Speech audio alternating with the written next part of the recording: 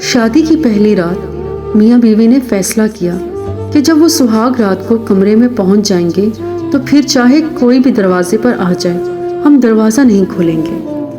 ابھی دلہے دلہن کو دروازہ بند کیے ہوئے تھوڑی ہی دیر ہوئی تھی کہ دلہے کے والدین کمرے کے باہر پہنچ گئے تاکہ اپنے بیٹے اور بہو کو نیک تمناؤں اور راحت بھری زندگی کی دعائیں دے سکیں۔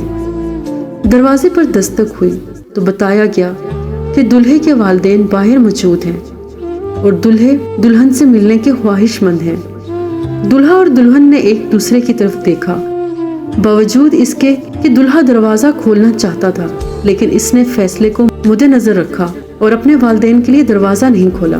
دلہے کے والدین کچھ دیر وہاں کھڑے رہے اور پر مایوس واپس چلے گئے۔ ابھی کچھ دیر ہی گزری تھی کہ دلہن کے والدین بھی دلہے کے گھر پہنچ گئے تاکہ اپنی بیٹی اور داماد کو نیک خواہشات پہنچا سکیں اور انہیں سکھی زندگی کی دعائیں دے سکیں۔ دلہے دلہن نے ایک بار پھر ایک دوسرے کو دیکھا اور اپنا فیصلہ ذہن میں تازہ کیا، باوجود اس کے کہ فیصلہ ہو چکا تھا کہ کسی کے لیے بھی دروازہ نہیں کھولا جائے گا۔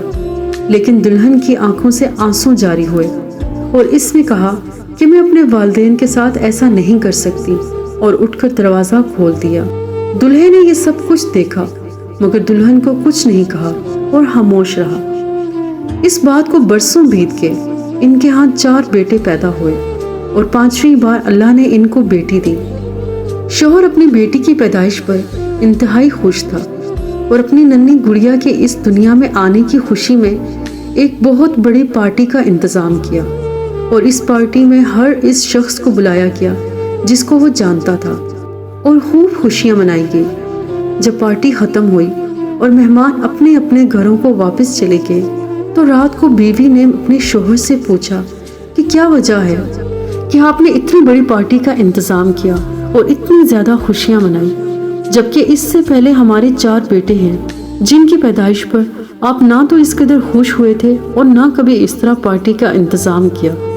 تو شوہر نے مسکراتے ہوئے جواب دیا کہ یہ وہ ہے جو میرے لیے دروازہ کھولے گی۔